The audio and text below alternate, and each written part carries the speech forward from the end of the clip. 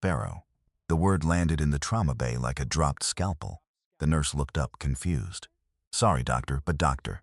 Callum Ashby wasn't listening anymore. Because the woman bleeding out on his table, half frozen, pulled from a rock overhang after 14 months missing, had a scar beneath her collarbone he'd seen exactly once before, 23 years ago, on another woman, in a briefing room that didn't exist on any floor plan, and that name hadn't left his mouth in 2 decades. Her eyes open, barely glassy, found his, and she went rigid, because Odette Calloway had been declared dead 3 states away, buried under a name that wasn't hers. Her file closed in 9 days flat by someone who wanted no questions asked. She thought she'd lost everything on that mountain. She had no idea the person who ordered the shot was still watching, or that her mother was still alive.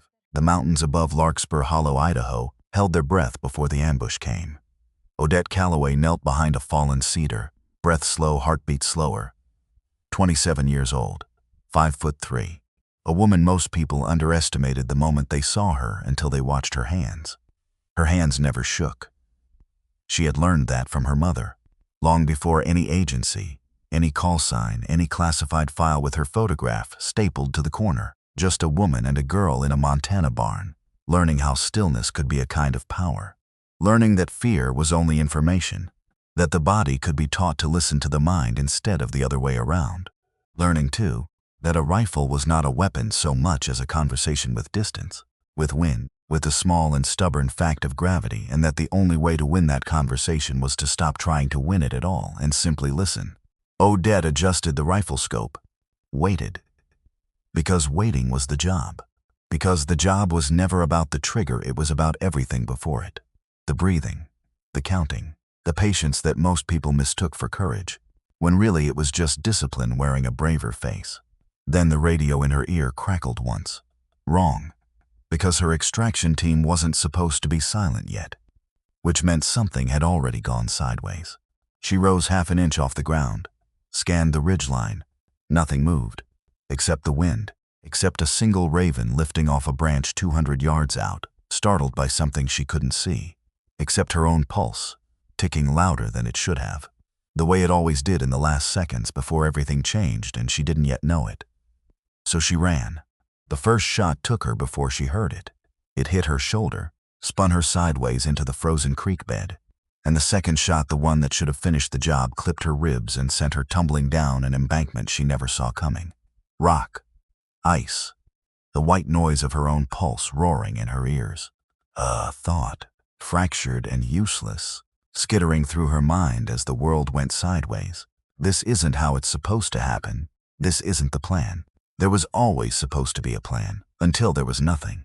14 months later, a hiker named Warren Beck stumbled down that same slope after a snowstorm buried the marked trail, and found a woman half frozen under a rock overhang, barely breathing, wearing a coat that didn't belong to any hiker he'd ever seen. Tactical stitching, a hidden pocket sewn into the lining, and underneath her collarbone, a scar shaped like a small, deliberate line, not an accident, not surgery. Something placed there on purpose, years ago, by someone who knew exactly what they were doing. He called it in as a Jane Doe. Warren would tell the story later, at the diner in town, more times than his wife wanted to hear it, how he'd almost turned back at the ridge because of the wind chill, how something had made him look twice at the shadow under the overhang instead of walking past it the way any sensible person would have. He never mentioned, because he didn't understand it himself, the strange stillness of the woman's face, even half frozen and unconscious, like she'd been trained, somewhere, sometime, to look calm even while dying. He didn't have the words for that. He just knew it had unsettled him more than the blood had. The ambulance took 40 minutes to reach the trailhead. The small county hospital in Larkspur Hollow wasn't built for miracles. It was built for broken ankles and heart attacks, and the occasional bear encounter gone wrong. It was not built for a woman who had, according to a federal record filed 14 months earlier, already been dead and buried under a different name in a cemetery 3 states away. Dr. Callum Ashby was on his second cup of burnt coffee when they wheeled her in. 63 years old, retired combat medic, though nobody at this hospital knew that to them he was just Cal, the quiet doctor who never talked about the 20 years before Larkspur Hollow. He'd taken this job because it was small. Because small meant safe. Because safe meant no one would ever ask him to do again what he used to do for a living. He liked the smallness of it now. The predictability. Sprained wrists, flu season. A little league collision now and then. Nothing that asked him to remember things he'd spent 2 decades trying to set down. He had built his whole life, in fact, around the principle of setting things down. The apartment above the pharmacy with its bare walls. The single framed photograph in the bottom drawer of his desk, face down, that he hadn't looked at in six years. The way he'd learned to answer questions about his past with just enough truth to close the conversation. Army medic, long time ago, doesn't matter now. Before anyone could ask a second question he didn't want to answer. He cut away her jacket sleeve, routine, except his hand stopped. Because there, just below her collarbone, was a scar he recognized, not from anatomy textbooks, from memory, a scar he had seen only once before, on another woman, 23 years ago, in a briefing room that didn't exist on any official floor plan. A room with no windows and a coffee machine that never worked, and a woman standing at the front of it who could silence a table of grown men just by lowering her voice. "Get me vitals," he said, voice even, too even. A nurse rattled off numbers. Blood pressure low, pulse thready but present, hypothermia, blood loss, a bullet wound that had healed wrong and reopened, like her body had been carrying a war inside it long before the mountain tried to finish the job. Cal leaned in, checked her pupils. And that was when her eyes opened barely, glassy, unfocused, and found his. He didn't decide to say it. It came out of him the way old muscle memory comes out of a body that thinks it's still 20 years younger. The way a name surfaces before the mind has finished deciding whether it's safe to say out loud. Sparrow. The word landed in the room like a dropped scalpel. The nurse glanced up, confused. "Sorry, doctor?" Cal straightened. Because he'd made a mistake. Because that name hadn't left his mouth in over 2 decades, and it should never have left it now. Except the woman on the table, pale, bleeding, barely conscious, had gone rigid at the sound of it. Just for a second.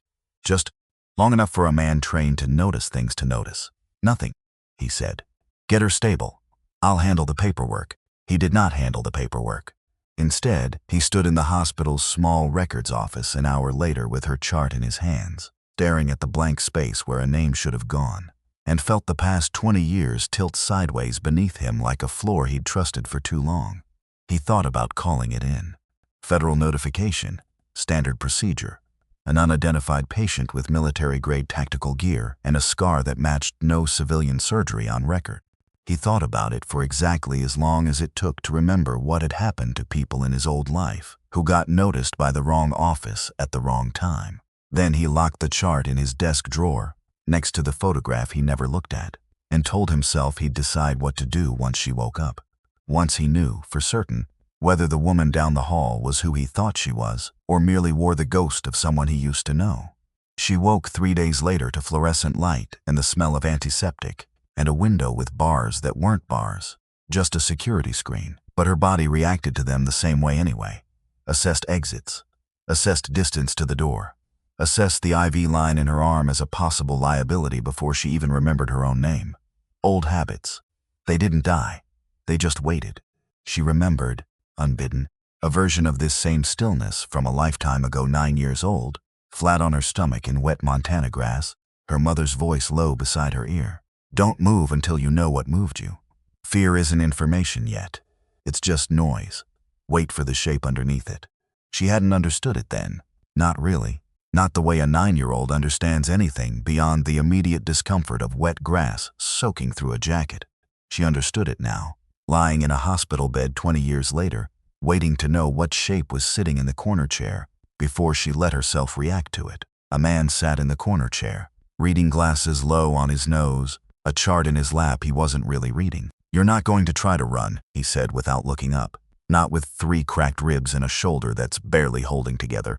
So don't waste the energy." Odette said nothing, watched him instead, because that was the job to watch first. Speak never, unless speaking bought you something. Because every word given away for free was a word someone else could use against you later. Her mother had taught her that too. Before everything. Before the silence that came after. "I know who you are," he said. "You don't. I called you Sparrow 3 days ago. You heard me. I saw it, that flinch, right before you went under again. He finally looked up. I'm not wrong about people like you. I used to be one. Silence stretched between them, thin taut. The kind of silence could snap. Who told you that name? She said finally. Flat. Not a question, a demand. Nobody told me, Cal said. I served with your mother. The room went very quiet. Because that word mother hit somewhere Odette had spent 8 years bricking over. Somewhere she'd poured concrete on top of, floor by floor, until she'd almost convinced herself there was nothing underneath at all. Almost. My mother's dead, she said. Is she? Cal set the chart down.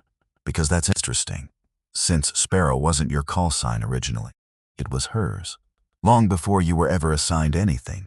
Odette's jaw did not tighten, her whole body simply went very, very still. The way it used to go still in the seconds before a shot. You're mistaken. I don't think I am. Then you're lying. I don't lie to patients, Cal said. I withhold things. Different skill. He stood, slowly, the way a man stands when his knees have earned the right to complain about it, and moved toward the door. Get some rest. You're not going anywhere for a while regardless of what your training's telling you right now. And Odette, that is your name, isn't it? Whatever the intake form says, I'm not your enemy. I know that's hard to trust on faith. I'm asking you to try anyway. She didn't answer, but she watched him leave, and some small, wary part of her, the part that had survived a mountain, a 14-month disappearance, and 8 years of grief she'd never properly examined, filed his voice away as something other than a threat. Not yet trust. Just the absence of immediate danger. It would have to do for now. They discharged her paperwork under the name Jane Doe, because there was no other name to put on it, and because the moment Odette gave her real one, alarms would go off in systems she had spent 14 months believing were closed for good. Systems that didn't forget. Systems built specifically not to forget, no matter how much a person needed them to. She should have left that night. Should have slipped out the fire exit the second her legs could carry her weight, disappeared back into whatever life she'd built for herself under a different name in a different state. That was the plan. That had always been the plan. Ever since the mountain. Ever since she woke up in a stranger's cabin with a bullet scar and a decision to make, come back from the dead or stay dead on purpose. She'd chosen dead. It was cleaner. Dead didn't have to explain itself. Dead didn't have to answer for 14 months of silence to people who deserved better than silence. Dead just had to keep walking. Except now there was a small hospital in Idaho with a doctor who knew her mother's name, and Odette Calloway had never once in her life been able to walk away from an open question. That, too, was something inherited, something in the blood, apparently, along with the steady hands and the quiet eyes. So she stayed. 2 more nights. Watching Cal Ashby the way she'd once watched targets, quietly, patiently, cataloging every tell. The way his hands moved when he lied, which was rarely. The way his eyes went somewhere else entirely when a patient's chart mentioned a service record. The particular, careful way he never asked her a direct question, only left doors open and waited to see which ones she'd walk through. She used the 2 days to test her own body too, in the careful, methodical way she'd been trained to assess any piece of equipment that had taken damage.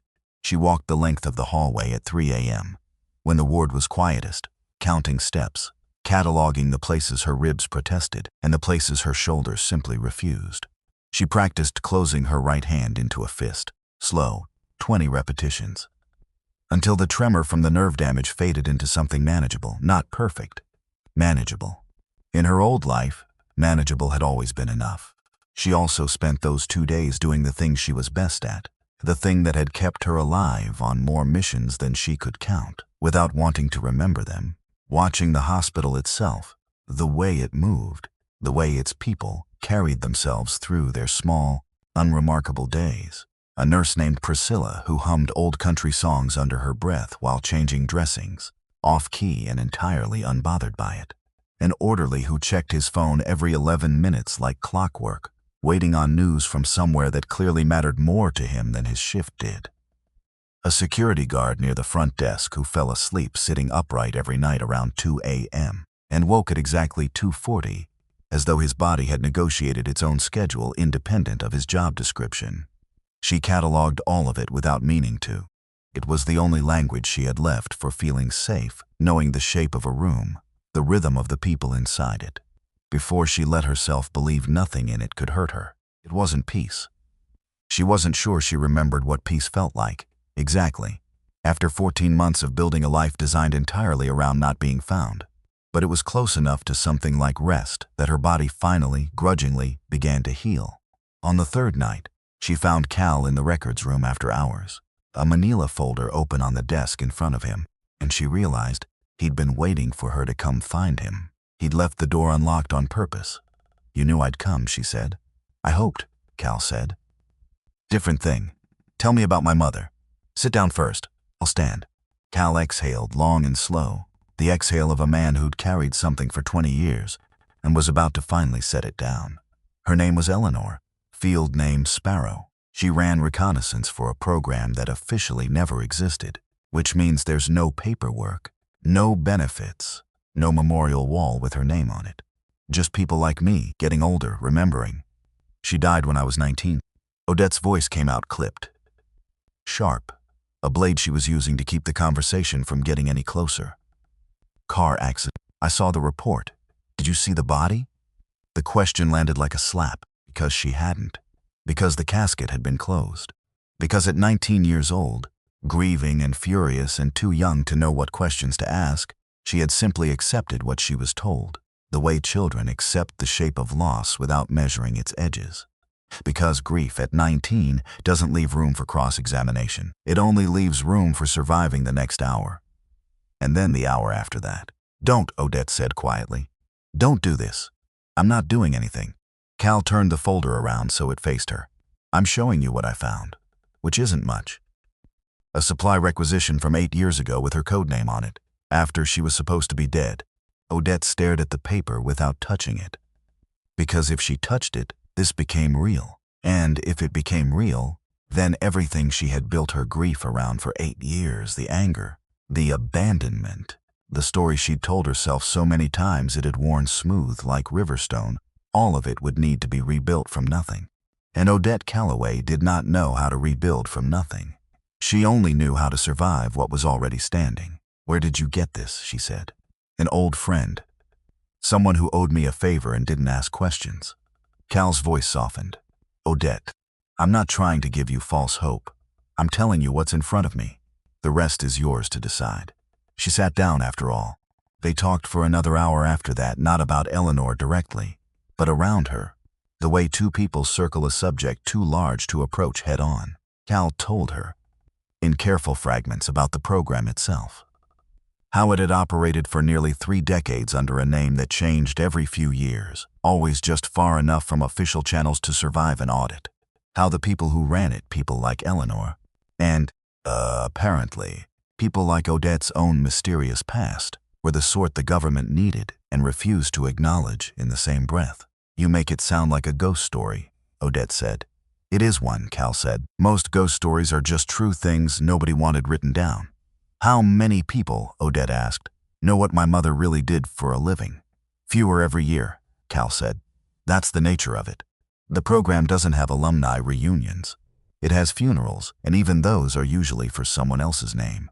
He turned his coffee mug slowly on the table, not drinking from it. "I used to think that was the tragedy of it.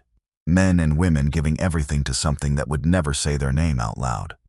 I've had 20 years to reconsider. I think the real tragedy is what it does to the people who love them, the ones left holding a grief with no shape to it, because the truth was never theirs to know." "That's me," Odette said quietly. "That's exactly what you're describing." "I know," Cal said. "I've known since the moment I said her name out loud in that trauma bay. I just didn't know how to tell you yet." That night, alone in the guest room Cal had quietly arranged for her off the books.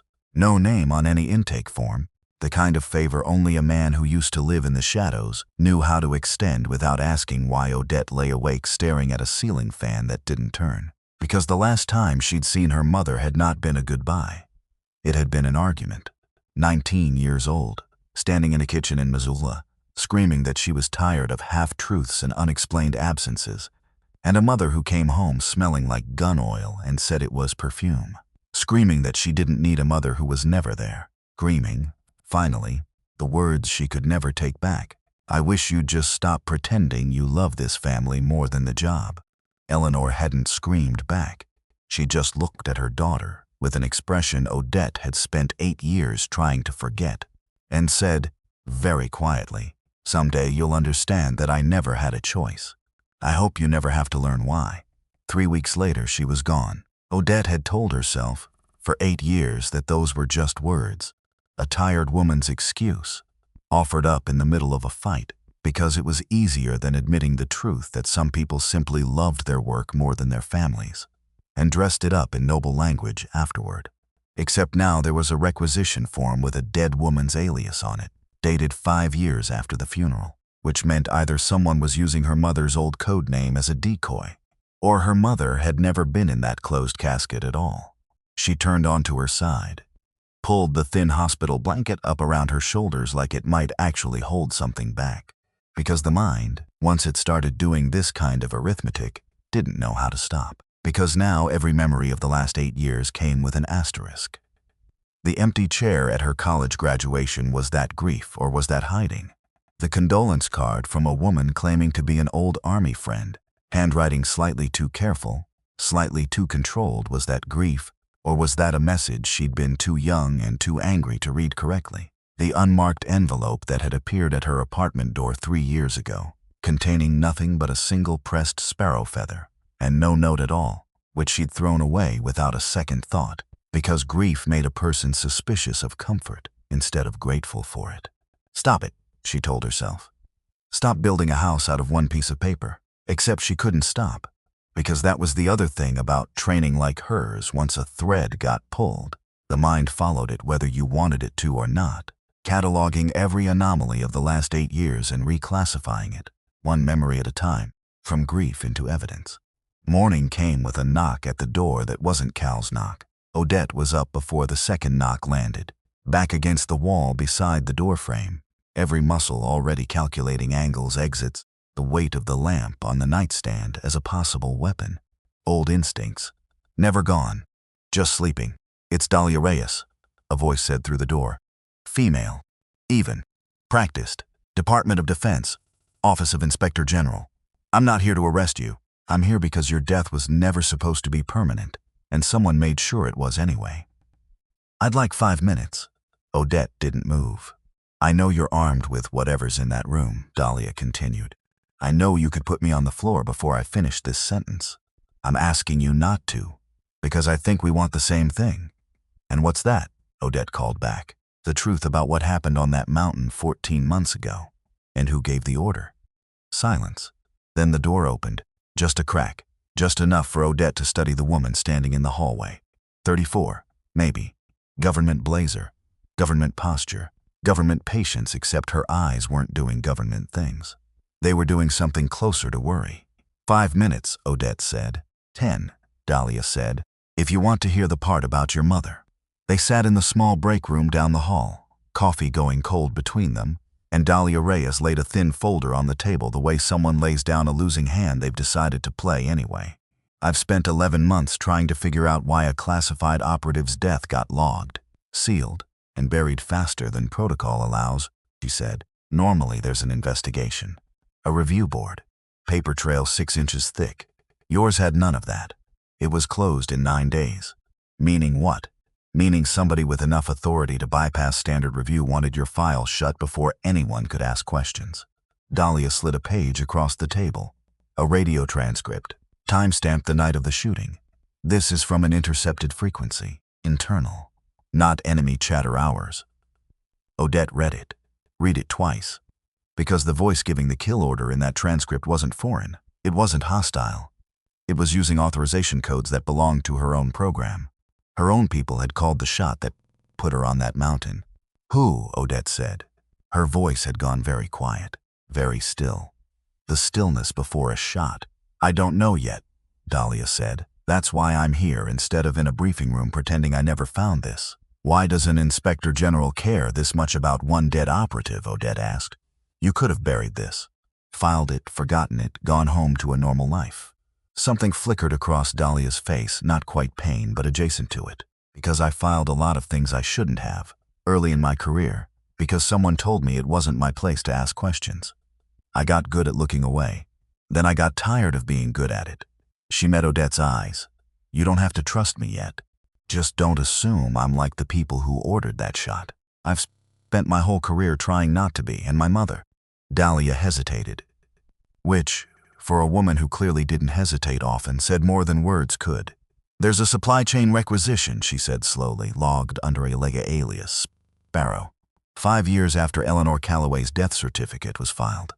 I flagged it as a data entry error, until I found 3 more, spread across 8 years, all after she was supposed to be gone. Odette's hands, folded on the table, did not shake. They never shook. But something behind her ribs, something that had nothing to do with the healing bullet wound, pulled tight enough to steal her breath for 1 full second. You're telling me, she said, that my mother has been alive for 8 years. And no one told me. I'm telling you what the paperwork says, Dahlia said carefully. I'm not telling you what it means. Those might not be the same thing. They're the same thing, Odette said. They're always the same thing. That's the first rule she ever taught me. Follow the paper. The paper doesn't lie. People lie. People also disappear to protect other people, Dahlia said quietly. I've read 100 files like this one. I've learned not to assume the worst story is automatically the true one. Odette didn't answer that, because she wasn't ready to hope yet. Hope, in her experience, was expensive. It charged interest you didn't find out about until much later. She didn't sleep that night either, because sleep required a mind that had stopped moving, and hers wouldn't stop, wouldn't slow, kept circling back to a kitchen in Missoula and a woman's voice saying I never had a choice, like it was an apology instead of an excuse. Except now it might have been neither. It might have been a warning. Around 2 a.m. she gave up on sleep entirely and sat by the window instead, watching a stretch of empty parking lot lit orange by a single sodium lamp, running the numbers the way her mother had taught her to run every scenario before committing to a decision. If Eleanor had faked her death, it would have taken resources. Cover, someone inside the program willing to falsify a death certificate, arrange a closed casket funeral, keep a legacy alias active for supply purposes without triggering an audit. That kind of operation didn't happen because a woman wanted to disappear from her own life. That kind of operation happened because someone believed disappearing was the only way to survive it. Which raised the question Odette didn't want to ask yet, because she already suspected she wouldn't like the shape of the answer.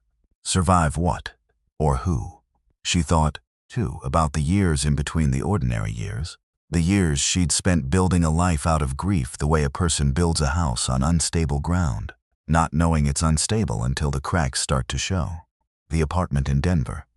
The false name on her own lease, chosen out of old habit rather than necessity, back before she understood how necessary it would become. The way she'd never let anyone get close enough to ask hard questions, and had told herself that was just her nature, when maybe it had been something taught, something inherited, the same way the steady hands had been inherited.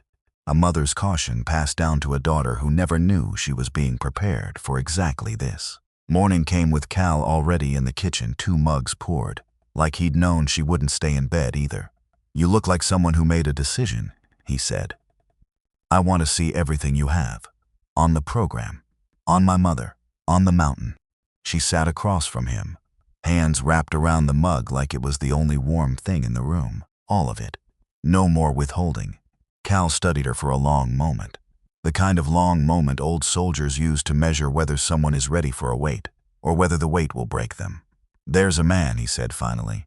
Foster Lindvist. He trained your mother, back when I first knew her. Later, he trained you. You probably don't remember the early sessions. You were young. He worked through your mother back then. He's the only person still active in that world who might know the truth about what happened to her. And he's the only person I still trust enough to ask. Then we ask him. It's not that simple. Foster doesn't surface for just anyone. And if Eleanor really has been alive this whole time, hiding, there's exactly one reason a woman like her stays hidden from her own daughter for 8 years instead of walking back through the front door, which is because she still thinks it's the only way to keep you alive. Odette set the mug down, hard enough that coffee spilled over the rim, and neither of them moved to wipe it up.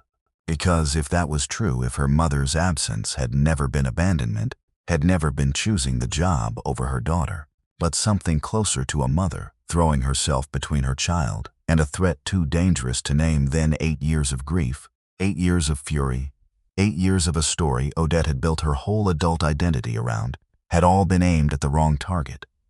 And that thought, once it landed, refused to leave. It sat in her chest the rest of the morning like a stone she couldn't set down.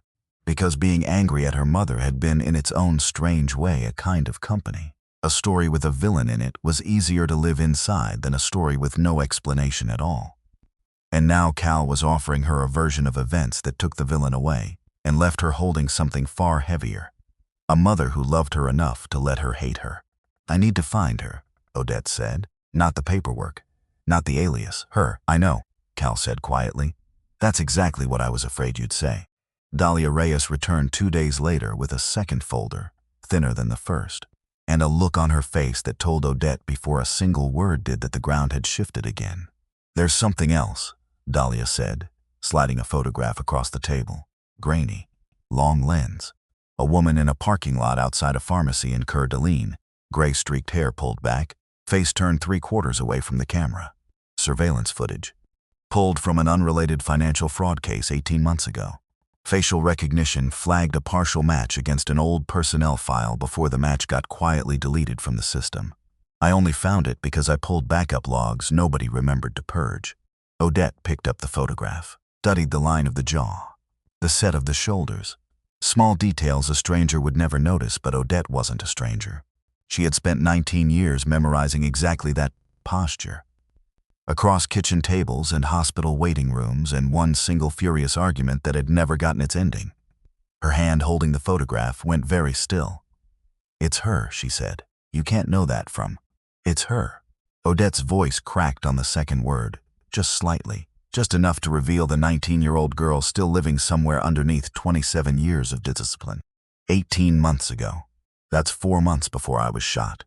The two women looked at each other across the table, and neither of them said the thing they were both thinking, because it didn't need saying. If Eleanor Calloway had been alive 18 months ago, close enough for a stray camera to catch her in a pharmacy parking lot, 2 states from where her daughter would nearly die 4 months later, then whoever gave the order on that mountain might have been trying to end 2 lives, not 1. Might have known, on some level, that mother and daughter were both loose ends belonging to the same unfinished story. "You think whoever's been hunting her is the same person who ordered the hit on me," Odette said slowly. "I think it would be a very large coincidence otherwise," Dahlia said, "and I don't believe in those. Not in this line of work." "Neither do I," Odette said. "My mother taught me that, too." "Can I ask you something?" Dahlia said. "That isn't part of the investigation. You can ask. Do you think you'll forgive her? If it turns out everything Cal suspects is true, if she's really been alive this whole time, watching from a distance, letting you grieve a woman who wasn't gone. Do you think you'll be able to forgive that?" Odette considered the question longer than she expected to. "I don't know," she said finally. "I think forgiveness might not even be the right word for what I'm walking toward. I think I just want to understand it first. Whether I can live inside that understanding afterward, that's a different question. One I can't answer from a hospital bed with a partial photograph and a hunch." "That's a more honest answer than most people give me," Dahlia said.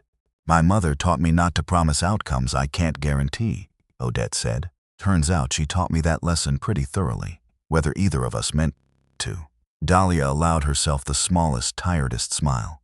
"She sounds like she taught you a great deal." "She taught me everything," Odette said, "except how to forgive her. I think she was saving that lesson. I think she ran out of time to teach it." The words came out before she'd fully decided to say them, and once they were in the room, she found she didn't want to take them back. She spent the rest of that afternoon walking the hospital's back lot in slow, deliberate circles, the way she used to walk perimeters before a job, except this time there was no target, no extraction point, nothing to secure except her own thinking. The paper trail that connected them all, the requisitions, the deleted match, the internal kill order, led somewhere Odette had spent her whole adult life trying not to look. Home. Not a place. A person. Someone who had once taught a 19-year-old girl how to load a rifle in under 4 seconds. And a 50-something woman how to disappear so thoroughly that even her own daughter's grief couldn't find the seams. That evening, she found Cal in the records room again, waiting, the way he seemed to always be waiting these days, like a man who had spent 20 years learning patience the hard way and had decided it was the one skill worth keeping. "I need Foster Lindquist's location," Odette said. "Tonight." Cal looked at her for a long moment, coffee forgotten, the weight of 20 years of silence finally cracking open in his chest. "Then I suppose," he said quietly, "it's time I made a phone call I promised myself I'd never make again." He picked up the receiver on the records room's old landline, the kind of phone nobody trusted anymore, which was exactly why men like Foster still trusted it, and dialed a number from memory, digits he clearly hadn't spoken aloud in years, but hadn't managed to forget either. "Foster," Cal said, when the line finally connected, his voice carrying a formality Odette hadn't heard from him before, the register of a man addressing someone he respected and slightly feared in equal measure. "It's Cal Ashby. I know it's been a long time. I wouldn't be calling if it weren't important." A pause longer than expected, filled with whatever was being said on the other end. "She's alive, Foster. Eleanor's daughter. She's sitting across from me right now. And she has questions only you can answer." Whatever Foster said in response, it made Cal go quiet for a long moment, his jaw working the way a man's jaw works when he's absorbing something he half expected and still wasn't ready for. "Tomorrow night, then," Cal said finally. "I'll bring her myself." He hung up and turned back to Odette with an expression she hadn't seen on him before, something between relief and dread, the particular look of a man who has just set two dangerous things in motion and can't yet tell which one will matter more. "He'll see you," Cal said, "which means, for better or worse, we're not turning back from any of this now." Odette watched him do it, and something settled in her chest that felt less like fear and more like momentum. The particular, weightless feeling of a decision already made, carrying her forward whether she was ready or not. Because there was no version of this story where she walked away now. There hadn't been, really, since the moment Cal Ashby looked at her bleeding out on a hospital gurney and said a name that belonged to a dead woman who apparently wasn't dead at all. Outside, the Idaho sky had gone the color of old bruises, storm clouds building over the mountains the way grief builds in a body that spent 8 years pretending it wasn't there at all, thick, slow, inevitable, the kind of weather that didn't ask permission before it arrived. Somewhere beyond that ridgeline, in a life Odette hadn't known existed, a woman who was supposed to be dead was about to find out that her daughter was not. And somewhere closer than either of them yet realized, a man named Warwick Sloan was reviewing a routine surveillance flag, a partial facial match, quietly resurfaced. Quietly, not quite as deleted as he'd been promised, and reaching for a phone of his own. Because paper trails, once disturbed, had a way of finding every hand that had ever touched them. And some hands had been waiting 8 years to be found. Odette lay awake long after the house had gone quiet, listening to the particular silence of a small Idaho town at night. No traffic, no sirens, just wind moving through pine and the occasional distant call of something wild she couldn't name. She thought about Foster Lindquist, a name she'd never heard until tonight, and yet somehow already trusted, the way you trust anyone your mother trusted first. She thought about the requisition forms, the photograph, the 4 months between a pharmacy parking lot and a mountainside ambush that might not have been random at all. Mostly, though, she thought about the sentence her mother had said in that kitchen 8 years ago, the one she'd spent nearly a decade hearing as an excuse, and was only now beginning to hear as something else entirely. "I never had a choice. I hope you never have to learn why." She understood now, sitting in the dark in a stranger's guest room with a healing bullet wound and a folder full of impossible paperwork, that she was about to learn exactly why. And that some part of her, the part that had spent 8 years building a life out of anger, because anger was easier to carry than grief with no answers, was not at all sure she was ready for what that understanding would cost her. But readiness, her mother had always said, was a luxury operatives rarely got to wait for. You moved when the moment arrived, whether or not you felt prepared, because the moment itself didn't care about your feelings on the matter. So when morning came, gray and cold over the mountains, Odette Calloway got up, got dressed, and went to find the truth. Her mother had died, and, apparently, not died trying to protect her from. She checked her reflection once in the small bathroom mirror before she left the room, pale, healing. Eyes older than 27 had any right to look, and found, underneath all of it, something she hadn't expected to see there again. Not fear, not even grief exactly. Something closer to purpose, the particular clarity that only ever came, in her experience, right before everything was about to change. She had been dead once already on paper for 14 long months. Whatever waited for her now, a cabin outside Sandpoint, an old man with answers, a mother who might still be breathing somewhere in the same wide, unforgiving world she intended to meet it fully alive. The morning after Cal's phone call, Dahlia arrived at the hospital before sunrise with a laptop bag and the particular energy of someone who hadn't slept and didn't intend to mention it. She spread 3 files across the break room table: the requisition trail, the intercepted transcript, and now a 3rd folder, thinner, containing everything the Inspector General's office had ever quietly gathered on Warwick Sloan over the better part of a decade. "He's untouchable on paper," Dahlia said, tapping the 3rd folder. 28 years of service, 3 commendations, not a single formal complaint in his personnel file, which either means he's the most disciplined officer in the program's history, or he's very good at making sure nothing sticks. "Which do you think it is?" Odette asked. "I think a man doesn't get this clean by accident," Dahlia said. "Clean like that takes maintenance. Somebody's been doing the cleaning." Odette studied the file's few visible entries: postings, promotions, dates that meant nothing to her yet but would, she suspected, mean everything soon enough. Foster might be that somebody. Or he might just be the first person willing to stop cleaning. Only one way to find out, Dahlia said. Foster Lindqvist lived where men like him always ended up. Nowhere. A cabin outside Sandpoint, no mailbox, no name on any deed that would hold up in court. Cal made the call anyway. Because some debts don't expire. Because 20 years of silence doesn't erase what 2 men owe each other after the things they've survived together. "He'll see her," Cal said, hanging up. "Tonight. Alone." "Not alone," Dahlia said. "Those were his terms." "Then his terms are wrong." Odette raised a hand. Both of them stopped. "I'll go alone. Because if he spent this many years hiding, he won't talk to a room. He'll talk to a face he half remembers." Nobody argued with that voice. Nobody ever did. Dahlia still didn't like it. She said as much while Odette checked the borrowed sedan's tire pressure in the hospital lot, arms crossed, government patience finally showing a crack. "You understand I have no jurisdiction to protect you out there. No backup radius. No federal authority that reaches a cabin with no address. I've operated with less."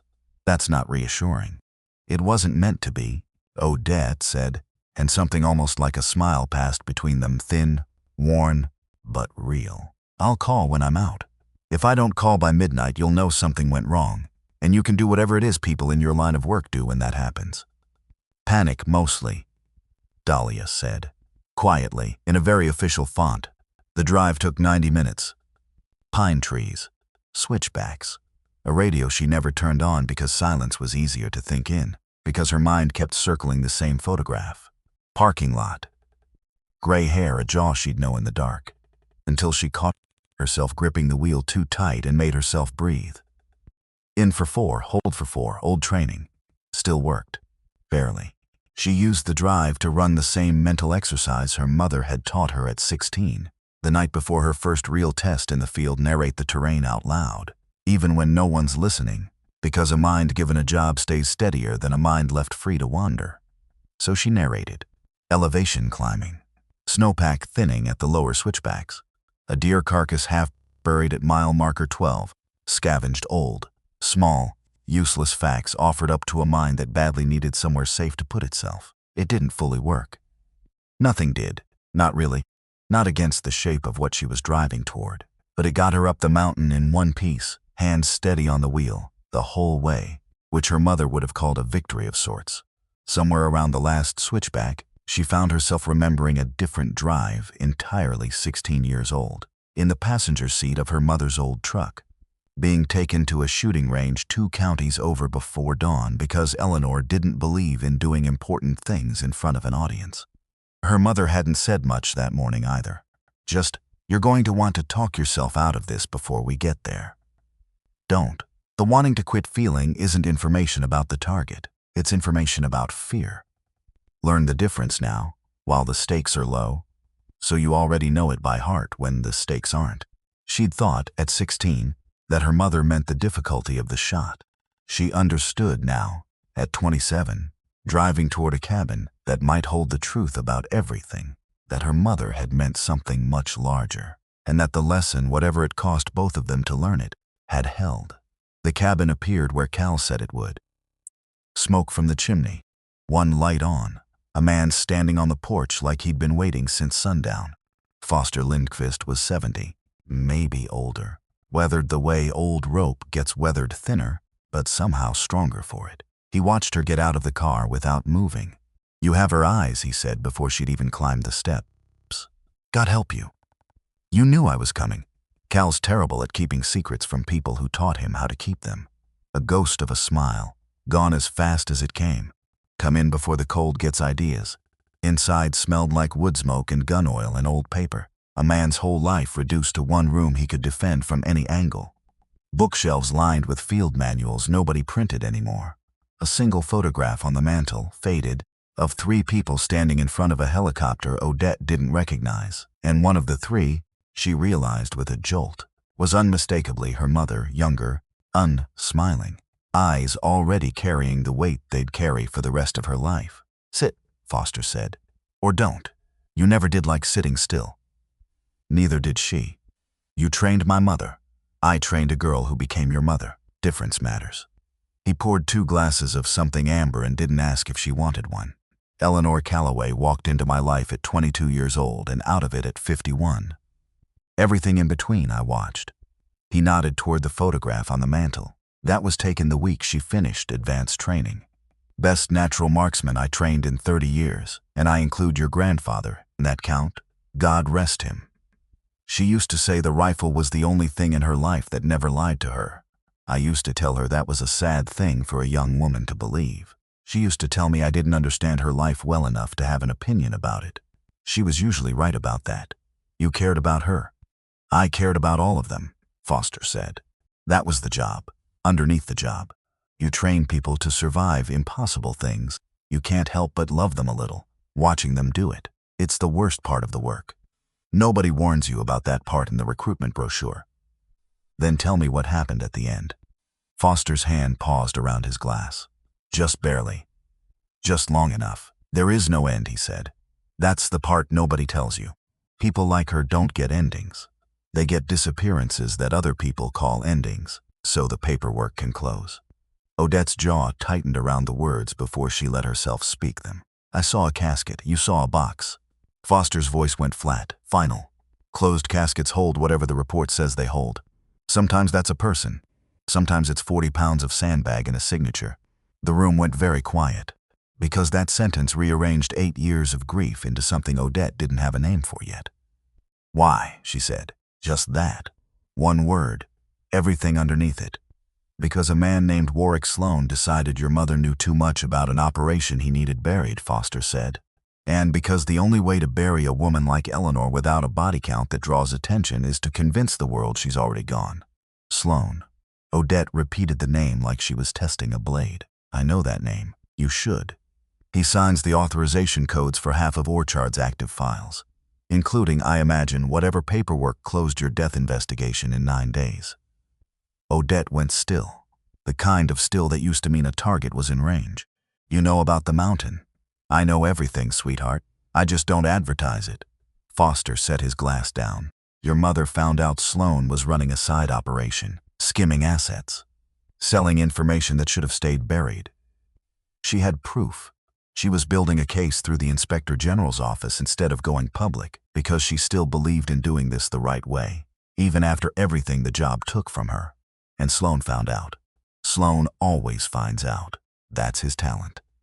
Foster's eyes, when they met hers, had gone somewhere older and sadder, so he offered her a choice. Disappear and stay disappeared. Or watch what happens to a 19-year-old daughter who doesn't know she's a target too. The words landed like a physical blow. Because, and this was the part Odette's mind kept snagging on, refusing to move past, because that meant the kitchen argument, the screaming, the "I wish you'd stop pretending you love this family more than the job." That wasn't the last conversation before an accident. That was the last conversation before a mother chose her daughter's life over her own identity, and never got to explain why. She didn't leave because of the fight, Odette said slowly, voice barely holding. No, Foster said gently. She left 3 weeks after it, which I imagine has haunted her every day since, because she never got to tell you it wasn't your fault. She let you believe it was easier that way, safer. A daughter who hates a memory can't accidentally lead anyone back to a woman who's still alive. Odette stood up so fast, the chair scraped hard against the floor, because 8 years. 8 years of believing her mother chose a job over her. 8 years of building a whole personality out of that wound, the distance, the discipline, the refusal to ever let anyone close enough to leave her the way Eleanor had left. And it had all been a lie her mother let her keep, to keep her alive. She walked to the window, arms wrapped around herself, and stared out at nothing, just dark pine, just the shape of the mountain against a darker sky, because looking at Foster right now felt like looking directly at the sun. I spent my 19th birthday alone, she said, not turning around. I told myself it didn't matter. I told myself I didn't need her there. I built a whole life out of not needing her. Her voice cracked finally, all the way open, and she was out there somewhere, being kept alive by the fact that I hated her. She wasn't being kept alive by your hate, Foster said quietly. She was being kept alive by her own choices. Your hate was just the cover story. There's a difference, even if it doesn't feel like one tonight. Where is she? Odette said, voice shaking now, not with fear. I don't know exactly, Foster said. I know she's close. Closer than she should be, given the risk. I know she's been watching you since the mountain. I know Sloane's people are looking for her too, which means every day she stays close to you is a day she's gambling her life on being fast enough to disappear again if they get close. Then help me find her before they do. Foster studied her for a long moment, and in that moment, Odette saw something pass behind his eyes: grief, guilt, 20 years of watching people he loved disappear one by one into a job that never let anyone go clean. There's a dead drop, he said finally. Codename, a locker at a self-storage facility off Highway 95. She checks it every 8 to 10 days. It's the only fixed point she hasn't been able to give up, because it's the only way she has of knowing you're alive without risking contact. You've known this whole time. I've known and said nothing for 8 years, because that's what she asked of me. And I owed her that. Foster's voice cracked, just slightly, just once. But you walked into my cabin with her eyes and her stubbornness, and I find I don't have it in me to keep pretending anymore. He walked her out to the car near midnight, the cold sharp enough to sting, and stood on the porch step with his hands in his coat pockets, looking, for the first time all evening, like exactly what he was: an old man who had spent decades making decisions he wasn't sure he'd ever be forgiven for. When you find her, he said, go easy. Whatever you're carrying, the anger, the 8 years, all of it, she's been carrying the mirror of it the whole time, just facing the other direction. I don't know how to go easy, Odette admitted. I don't think I know how. Nobody does the first time, Foster said. You'll manage. You're hers after all. She sat in the car for a long moment before starting the engine, hands resting on the wheel, not yet steady enough to drive. The porch light behind her went dark as Foster went back inside, and she was alone with the mountain and the cold and 8 years of grief that no longer had anywhere to live. She thought about calling Dahlia right then, at midnight, just to say the words out loud to someone who wasn't Foster. She's alive. My mother is alive. Everything I built myself into over 8 years was built on a lie meant to protect me. But some part of her wasn't ready to make it real yet by saying it to a third person. Some part of her wanted, selfishly, to keep it hers a little longer, unwitnessed, before the machinery of investigations and depositions and federal case files got hold of it and turned her mother back into a file number instead of a person. So she just sat there, breathing, until her hands stopped shaking enough to drive, and then she pointed the car back down the mountain toward Coeur d'Alene, toward a storage locker off Highway 95, toward whatever was left of the only family she had. The storage facility sat off the highway like 100 others across America. Beige units, chain-link fence, a keypad gate that Dahlia's federal credentials opened without a single question asked. They arrived at dawn. Cal driving, Dahlia running surveillance from a laptop propped against the dashboard. Odette in the back seat, watching Unit 41 through binoculars, like she'd watched 100 targets before, except this time her hands weren't steady at all. Dahlia had spent the drive over explaining, in a low, careful voice. Exactly what would happen next if this went the way they hoped. A controlled approach. No sudden movement that could be read as a threat by a woman who had spent 8 years assuming everyone was one. A clear verbal identification before anyone got close enough to startle a trained operative into a defensive response neither of them wanted to survive. "She's not going to hurt me," Odette had said. "She doesn't know that yet," Dahlia had replied. "Not consciously. 8 years of survival instinct doesn't recognize a daughter on sight. It recognizes a target profile first and asks questions only after the threat's been neutralized. I've read enough files on people like your mother to know that much."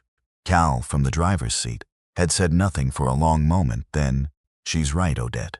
I watched men who loved each other for 20 years still go for a weapon first. Ask questions second, purely out of habit. It's not personal.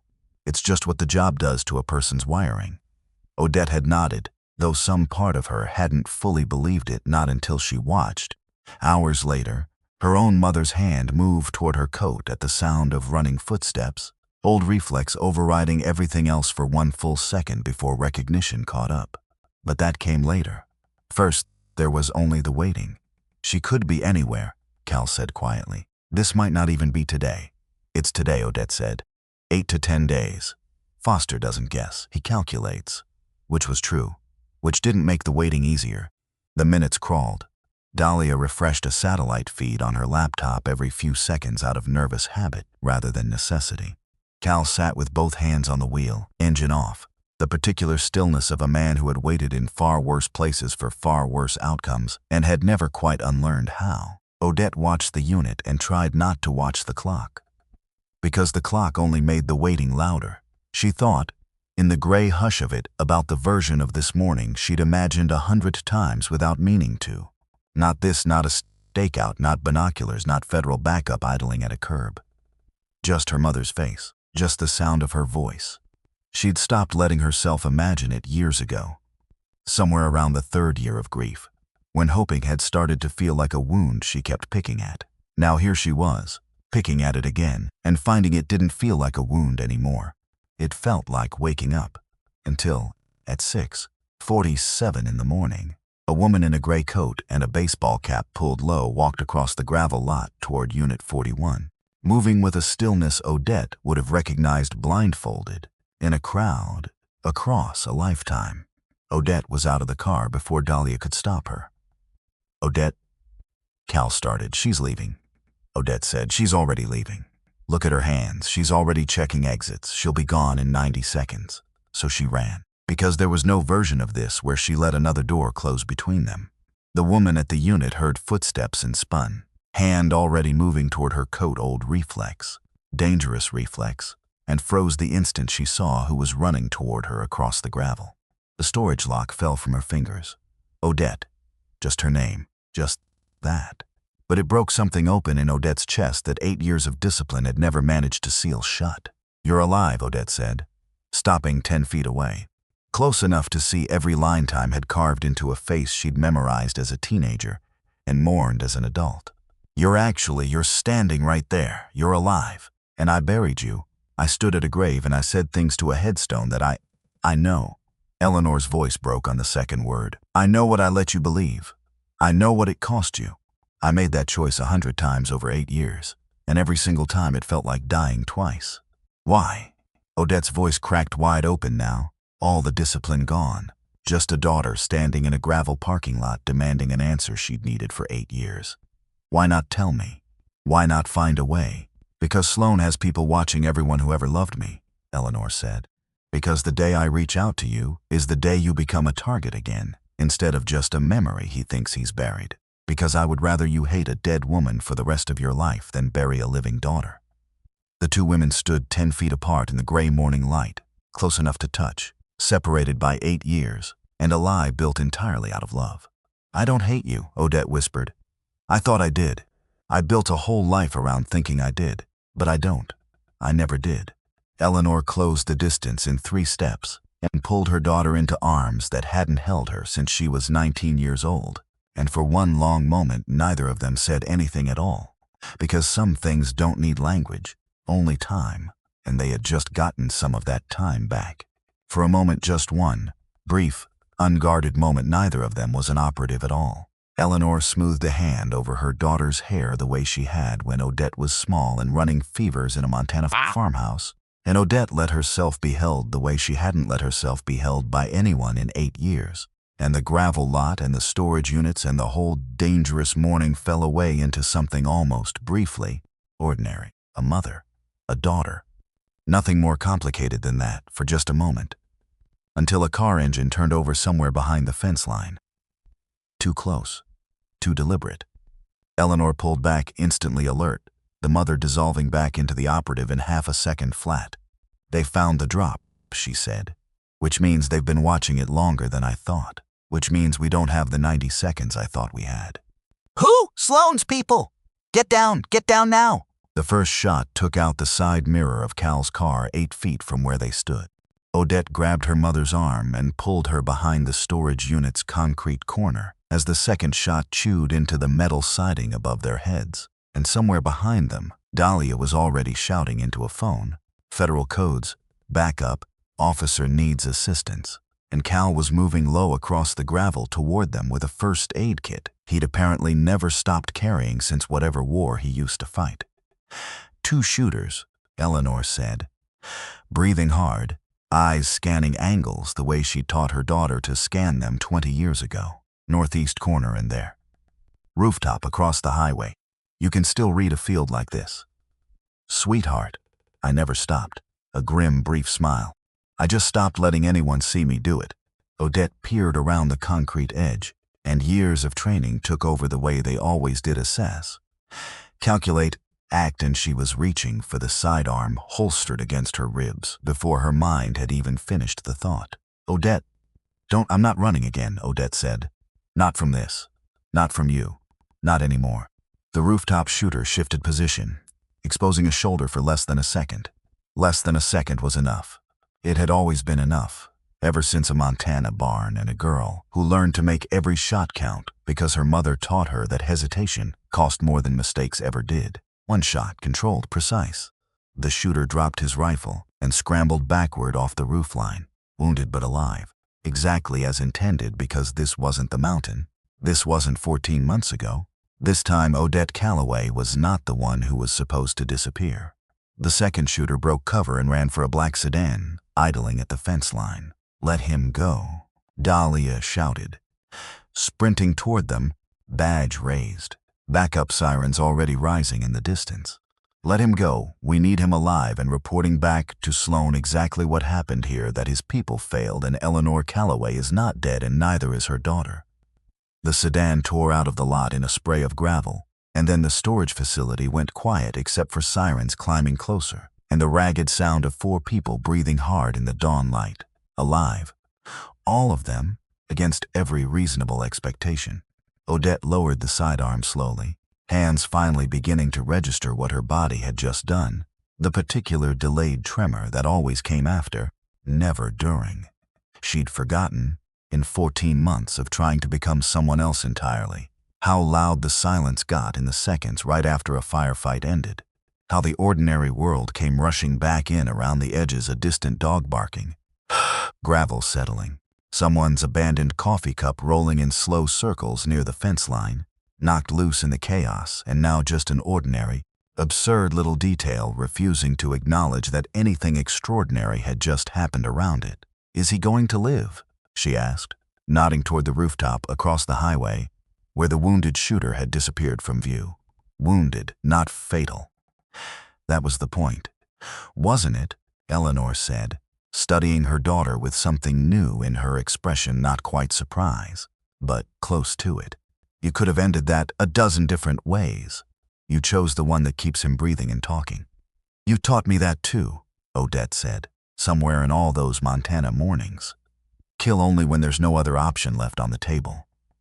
Otherwise, you're just adding grief to the world that somebody else will have to carry."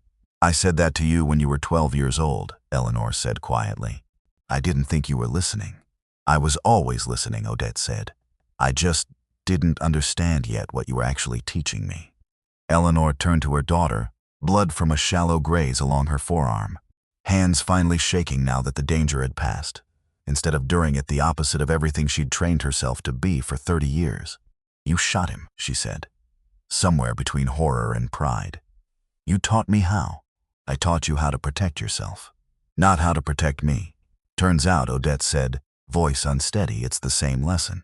Cal reached them a moment later, already pulling gauze from the kit, and knelt to press it against Eleanor's forearm with the efficient, unhurried calm of a man who had done this 100 times in far worse places. "Superficial," he said. "You'll live," which, given the last 5 minutes, feels worth saying out loud. "Cal Ashby." Eleanor looked at him properly for the first time, something flickering across her face recognition, and beneath it, something gentler. "I heard you'd gone quiet. Small town, small practice. I didn't let myself hope it was true." "I heard you'd gone quiet too," Cal said. "Turns out we were both lying to the same people." Local police arrived 9 minutes later, then a second, unmarked vehicle that Dahlia intercepted at the gate with a badge and a very short, very pointed conversation that ended with the local officers stepping back and letting federal jurisdiction take the scene. Odette watched her work quick, precise, utterly unbothered by the chaos around her, and understood, for the first time, why Cal had trusted her enough to bring her into this at all. While Dahlia handled the scene, Odette and Eleanor sat together on the tailgate of Cal's car, sharing a blanket someone had produced from an emergency kit, close enough that their shoulders touched. Neither of them spoke for a long while. There didn't seem to be words sized correctly for the morning they'd just had. "I used to imagine this," Eleanor finally admitted, eyes fixed on the middle distance. "Not the gunfire. The part before it. You, running toward me across some ordinary parking lot, both of us alive at the same time in the same place. I used to let myself have that thought maybe once a year, on your birthday, and then I'd put it away again because it hurt too much to keep taking out. I stopped letting myself have any thoughts about you at all," Odette said. "It felt safer. Grief you've already processed doesn't ambush you the way hope does." "That sounds like something I would have said," Eleanor said, with the faintest, saddest trace of a smile. "I learned it from watching you leave," Odette said. "Turns out that was a lesson too, whether you meant to teach it or not." Eleanor reached over and took her daughter's hand, the same way she had 100 times when Odette was small, and neither of them let go for the rest of the drive back into town. They regrouped at Cal's house that night, curtains drawn, a police scanner murmuring low in the corner of the kitchen, and for the first time in 8 years, Odette Calloway sat across a table from her mother and simply looked at her, really looked, the way you look at something you were told was gone forever and got back anyway. Eleanor had changed out of the gray coat into a borrowed sweater of Cal's, too large in the shoulders, and something about the sight of her mother in an oversized stranger's sweater, vulnerable in a way Odette had never once associated with her, made the whole evening feel suddenly, dangerously fragile, like a held breath finally released. "Tell me about the last 8 years, Odette said quietly. "Not the mission reports, not the tradecraft, just where you slept, what you ate, whether you were ever warm." Eleanor's hands stilled around her mug. "You don't want that story. It's not a kind one. I don't want a kind one. I want a true one. I've had 8 years of the kind version, and it turned out to be a lie." So Eleanor told her. Motels paid for in cash under names that changed every few months. A winter in northern Michigan where the pipes froze and she'd melted snow on a hot plate for 2 weeks rather than risk a receipt trail at a hardware store. A summer working under a false identity at a diner in eastern Oregon, waiting tables for tourists who had no idea the quiet woman refilling their coffee had once run reconnaissance operations that changed the outcome of things they'd never read about in any newspaper. She talked about the loneliness of it plainly, without self-pity, the way a person describes weather rather than tragedy. "There were nights," Eleanor said, "when I drove past your apartment building, just to see a light on, just to know you were inside it, safe, angry at me, but safe. I told myself that was enough. Some nights it almost was." Odette didn't trust herself to speak for a long moment. When she finally did, her voice came out smaller than she meant it to. "I used to leave the kitchen light on, every night for the first 2 years. I told myself it was because I didn't like coming home to a dark apartment. I think now, some part of me was leaving it on for you." Eleanor closed her eyes, just briefly, The particular expression of a person absorbing a wound they'd been braced for, and it still landed harder than expected. "Sloan knows now," Eleanor said quietly. "He knows I'm alive. He knows you're alive. He knows we've made contact, which means the calculation he's been running for 8 years just changed completely. Meaning he can't just erase 2 loose threads anymore and call the file closed. Meaning he has to consider that we're building a case against him, together, with federal backing." Eleanor glanced at Dahlia, who nodded once, confirming. "Which makes us more dangerous to him, and more likely to be hunted with everything he has left." Dahlia set a folder on the table, the one she'd been quietly assembling for 11 months. "Now thick enough to need a rubber band. I've got the intercepted kill order. I've got the requisition trail proving Eleanor's alias was active for 8 years post-mortem. What I don't have yet is the one thing that turns this from a paper trail into an indictment. Which is," Odette said, "a name Sloan can't explain away. Someone inside his own chain of command who can confirm, on record, that he ordered the mountain and covered Eleanor's file." "Walk me through what happens once we have that," Odette said. "I've spent my whole career understanding how missions end. I don't understand how cases like this end."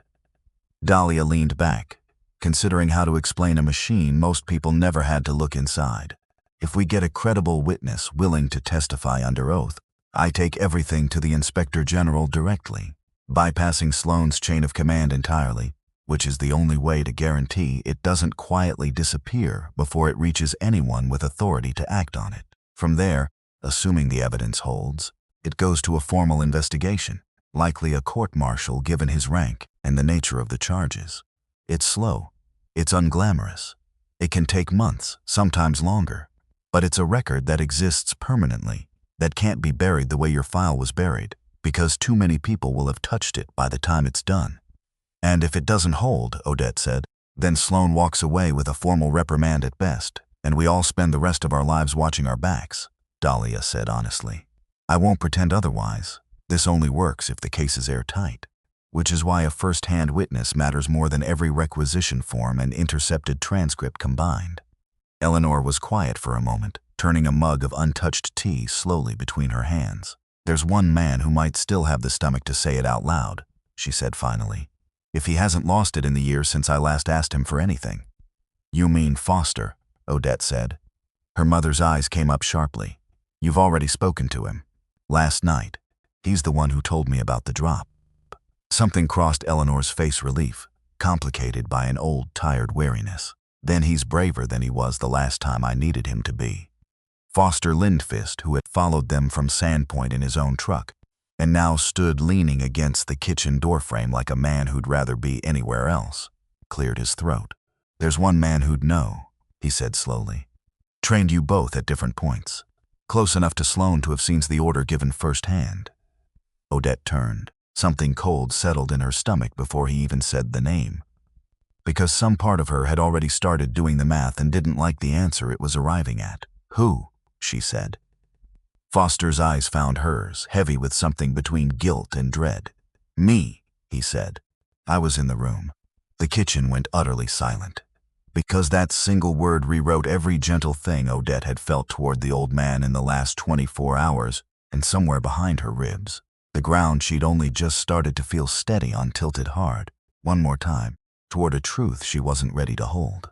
Eleanor's mug hit the table harder than she meant it to, tea sloshing over the rim, her whole body suddenly rigid in a way Odette had only seen once before in a gravel parking lot, 90 seconds before the first gunshot. "You were in the room," she repeated, voice low, dangerous in a way that had nothing to do with training and everything to do with betrayal. 8 years, Foster. 8 years I trusted you with everything I couldn't trust anyone else with, and you were in the room when he decided to bury my daughter on a mountainside." "Eleanor, don't!" Eleanor's hand came up, sharp, final. "Don't you dare explain this to me like it's complicated. My daughter almost died. She actually did die. On paper, for 14 months, and you sat in a cabin telling her stories like a kind old man instead of telling her the truth." "I know," Foster said, and his voice had gone thin, stripped of all its earlier steadiness. "I have known exactly what I am for 14 months, and I don't have a version of this that makes it smaller than it is." Odette watched the two people who had shaped her, one by presence, one by decades of distant, unexplained absence, stand on opposite sides of Cal's kitchen, both of them undone by the same old man's silence, and felt something settle in her chest that was neither forgiveness nor rage, but simply exhaustion. The particular exhaustion of a person who has spent one single week absorbing more truth than most people absorb in a lifetime. "Not tonight," she said quietly. Both of them looked at her. "Whatever this is between the two of you, the years, the trust, all of it, it's not tonight's fight. Tonight we build the case.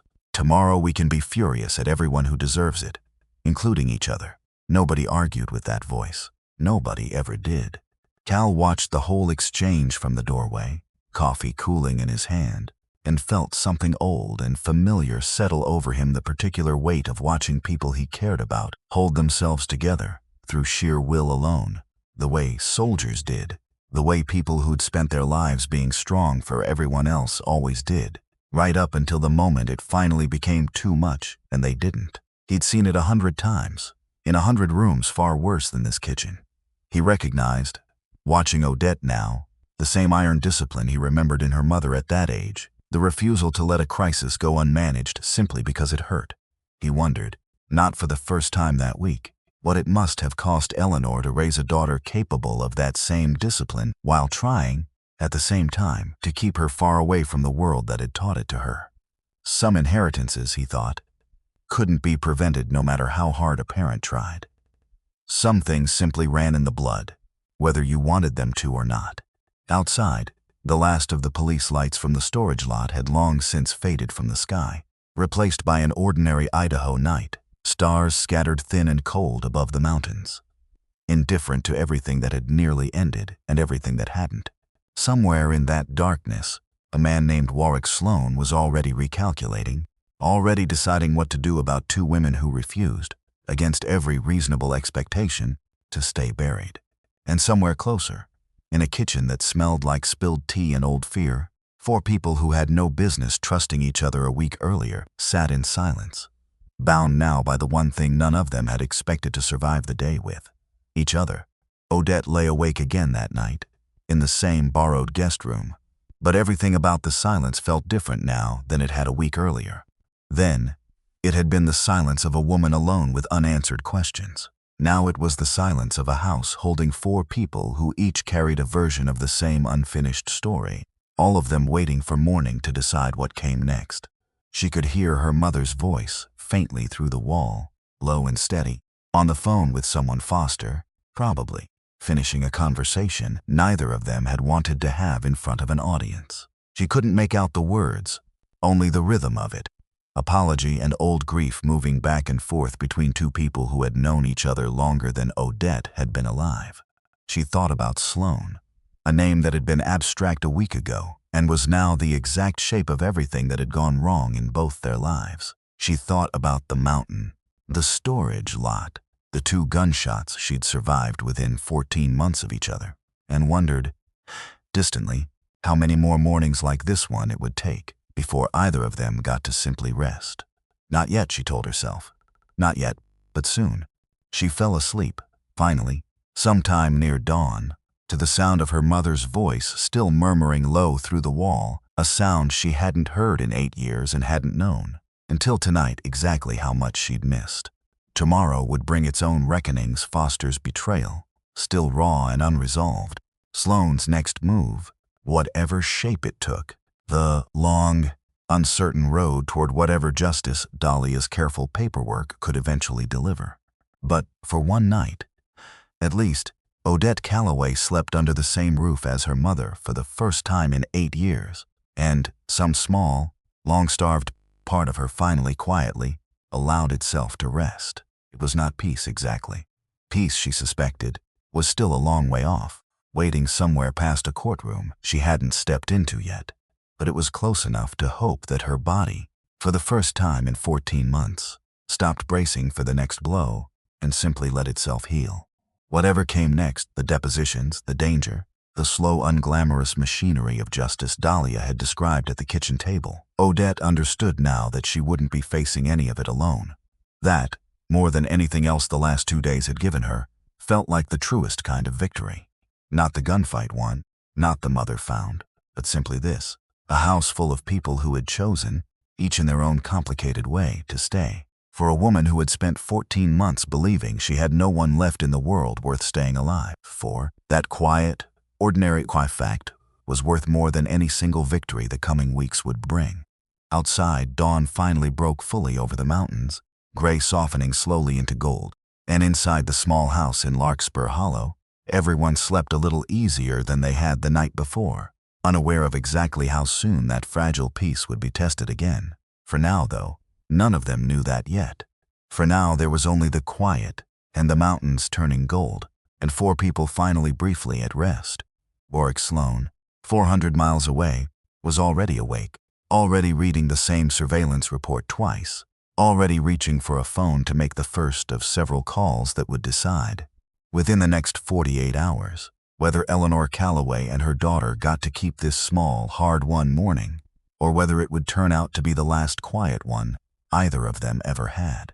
"I was in the room," Foster said again, quieter this time, like the words cost him something physical to repeat. Nobody moved. Because in the space of 8 words, the old man leaning against the doorframe had gone from ally to unknown, and in this house, in this family, unknown had a body count attached to it. "Which room?" Odette said, voice flat, controlled, the voice she used on targets, not on people she'd started to trust. "The one where Sloan gave the order," Foster said. 14 months ago. I was there because I still consulted for the program back then.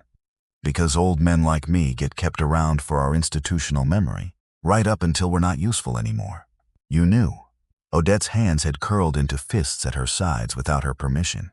"You knew, and you let me believe you found out about the mountain secondhand. You sat in your cabin and told me stories like you were innocent in all of it. I never said I was innocent. You lets me assume it.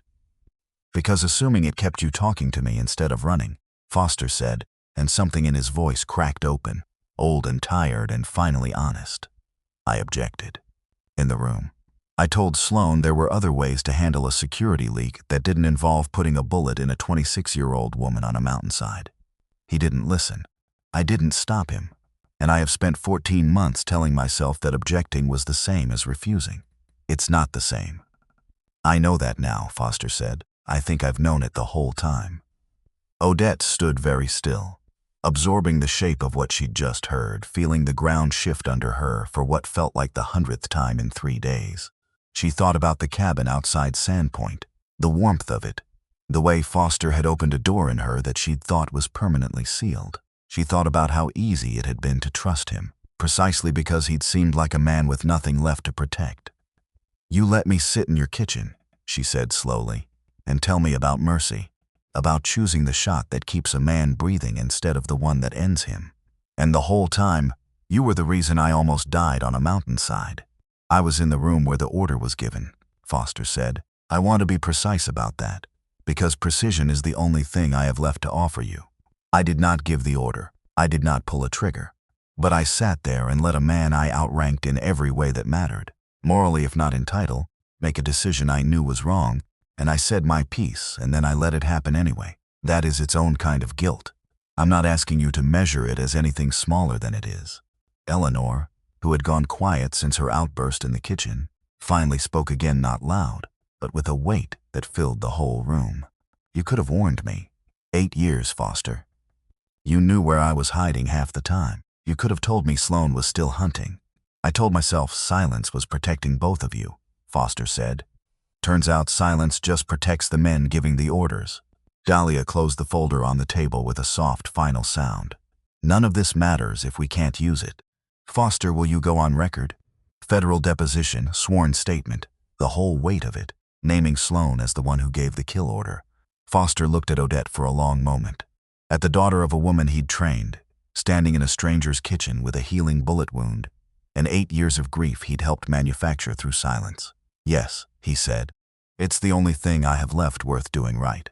He said it plainly, without asking for anything in return, no forgiveness, no absolution, just the flat statement of a man choosing, finally and very late, to stand somewhere solid. Dahlia slid a legal pad across the table and began writing down the shape of what a sworn statement would need to contain: date, location, Names present, the exact authorization language Sloan had used. Foster answered every question without flinching, his voice growing steadier with each one, like a man walking a path he'd been avoiding for so long that the avoidance itself had become the harder road. Odette watched him do it and felt something complicated settle in her chest, not forgiveness, not yet, but the first thin thread of something that might one day become it. She stepped outside afterward, needing air, needing distance from the sound of Foster's voice, reciting dates and authorization codes in the flat, careful tone of a man giving testimony he knew might end his freedom along with his career. Eleanor followed her out onto the porch a few minutes later, saying nothing at first, just standing beside her daughter in the cold, both of them watching their breath cloud in the porch light. "I keep waiting to feel something simpler about him," Eleanor said finally. "Rage, maybe. Pure and uncomplicated. It would be easier than this." "What are you feeling instead?" Odette asked. "Grief," Eleanor admitted. "Which makes no sense. He was in the room, he let it happen. And still, some old, stubborn part of me remembers a man who taught me how to survive things I never should have survived. And I can't seem to hate him cleanly no matter how hard I try." "Maybe that's the actual cost of what he did," Odette said slowly. "Not just what it took from us, what it complicated in the people who loved him too." Eleanor was quiet for a long moment. "You've grown into someone remarkably wise, for someone who spent 8 years hating me for reasons that turned out to be wrong." "I had a good teacher," Odette said, even from a distance. That drew, finally, a small and genuine laugh from her mother, the first one Odette had heard since the storage lot, and it landed somewhere warm in her chest, despite everything else the evening had cost them both. Sloan found out within 6 hours. Men like him always did, because a wounded shooter limping back from a botched hit doesn't stay quiet, not when Sloan's own network starts asking why a storage lot in Coeur d'Alene turned into a firefight involving a federal inspector general's badge. Which meant the calculation Eleanor had predicted the night before came true faster than any of them wanted. By morning, Sloan wasn't hiding anymore. He was calling. Dahlia's phone rang at 6 a.m., an unlisted number, routed through 3 relay points before it even reached her old tradecraft, the kind only someone senior enough to still have those tools could pull off. She put it on speaker. The kitchen went silent. "Agent Reyes." Sloan's voice was smooth, unbothered. The voice of a man who had spent 30 years believing consequences were things that happened to other people. "You've been busy. You tried to kill 2 civilians yesterday morning. I tried to close a security gap that's been open for 8 years, Sloan said. "There's a difference. One of them you'll understand eventually, if you last long enough in this line of work. Explain it to a federal courtroom." A pause. "Long enough to mean something." "You think this is about ego," Sloan said finally. "It isn't." Eleanor Calloway had access to an operation that, if exposed, would have unraveled 3 ongoing intelligence partnerships and gotten a dozen assets killed overseas. I didn't silence her because I wanted to. I did it because the alternative was worse. And when her daughter started pulling the same thread 14 months ago, I made the same calculation twice. "You don't get to justify murder with a spreadsheet," Odette said, stepping close to the phone, voice steady even though nothing inside her was. A beat. Sloan recognized the voice. "Sparrow," he said almost gently. "You're supposed to be dead. Twice, apparently. I'm starting to think the mountain just doesn't want you." "Funny," Odette said. "I was thinking the same thing about you." Another pause. Then, quieter, something almost like respect buried under 30 years of arrogance. "Your mother was the best operative I ever ran. I want you to understand that before this goes any further. Everything I did believing it protected more people than it hurt." "You'll get to make that argument," Dahlia said, "at your court-martial." "I don't think I will," Sloan said. "Because by the time your paperwork clears review, I intend to be somewhere none of you can reach me. Unless, of course, you'd like to negotiate a different outcome. Today. In person. Just Sparrow and me, one last conversation. Operative to operative. Before this becomes lawyers and headlines." "No," Eleanor said immediately. "It wasn't an invitation for you, Eleanor," Sloan said. "It's her decision, isn't it?" The line went quiet, waiting. Because this was the moment. Odette could feel it settling into the room like weather. The choice between running this through the system Dahlia had spent 11 months building, slow and legal and certain, or walking into whatever trap Sloan was setting, with the same recklessness that had put a bullet in her shoulder 14 months ago. Where? Odette said. Odette, her mother started. Where? Odette said again, not taking her eyes off the phone. Sloan gave an address. An old rail yard outside Sandpoint, abandoned for a decade. The kind of place a man chooses when he wants privacy and sightlines both. Noon, he said. Alone or I disappear and you never close this file. Your choice, Sparrow, just like it was your mother's once. The line went dead. You are not going alone, Eleanor said. The second the phone hit the counter. I just got you back. I am not watching you walk into a rail yard to die for real this time. I'm not going to die. You don't know that. Neither did you, Odette said 8 years ago. And you went anyway, because it was the only way to protect me. I learned that from you, remember? Everything I know about protecting the people I love, I learned from watching you disappear to do it. Eleanor's eyes filled, fast and furious, the way they did when grief and pride occupied the exact same space in a person's chest. That's not fair. It's not supposed to be fair. It's supposed to be true. Dahlia stepped in before the silence could stretch any further. She's not going in unprotected. I can get a federal tactical team to the perimeter within 90 minutes. Sloan won't see them. He'll think it's just Odette. It has to look like just me, Odette said, because the second he sees backup, he runs. And then we've got nothing but a phone call with no confession on record. Then we get the confession before he runs, Dahlia said. Wired. Recorded. We use his own arrogance against him. Men like Sloan can't resist explaining themselves. He'll want you to understand why he did it. That want is the crack we walk through. Foster, who had been quiet in the corner, finally spoke. I'm coming too. Not into the rail yard, to the perimeter. If this is the last thing I do for either of you, it's making sure the record is airtight enough that no lawyer buries it. Eleanor looked at her daughter for a long moment.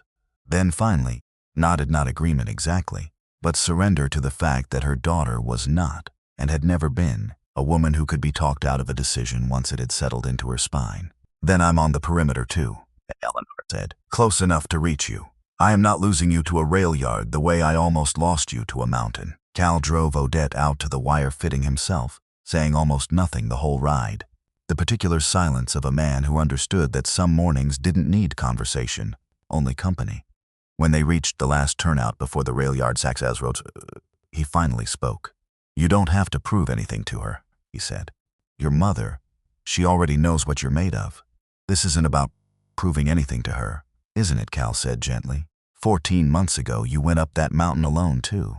Some habits run deeper than grief, Odette. Just know what you're walking toward, and know why. Odette sat with that for a long moment before she answered, watching the gray morning settle over the rail line ahead. I'm walking toward the end of something, she said finally. 8 years of not knowing why my mother left. 14 months of not knowing why I nearly died. I want both of those endings today. I don't want to carry them one more year. Cal reached over and squeezed her hand once, briefly. The closest thing to a blessing a man like him knew how to give. Then go finish it, he said, carefully. Dahlia's technician taped the wire flat against Odette's ribs in the back of a parked van a quarter mile from the rail yard, testing the signal twice, murmuring instructions about range and clarity that Odette only half heard, her mind already walking the ground ahead of her body. Before she stepped out of the van, Eleanor caught her wrist not to stop her. Both of them understood that much by now, but simply to hold on for one more moment before she couldn't anymore. When you're standing there, Eleanor said, and he starts talking, and he will talk. Men like Sloan always do. Don't let him make you feel small. He's going to try. He's going to remind you of every reason you should doubt yourself, because that's the only weapon he has left once the gun's off the table. I know how to handle a man who talks too much, Odette said. I know you do, Eleanor said. I just needed to say it out loud anyway. Some things a mother needs to say, whether or not the daughter already knows them. Odette squeezed her mother's hand once, then let go, and stepped out into the gray morning without looking back, because, looking back, she knew, would only make the next hour harder than it already needed to be. Noon came gray and windless over the old rail line. Rust-eaten boxcars standing in rows like the bones of something that used to matter, and Odette walked into the center of it alone, a wire taped flat against her ribs, her mother's voice steady in her earpiece from 400 yards out. Sloan was already waiting.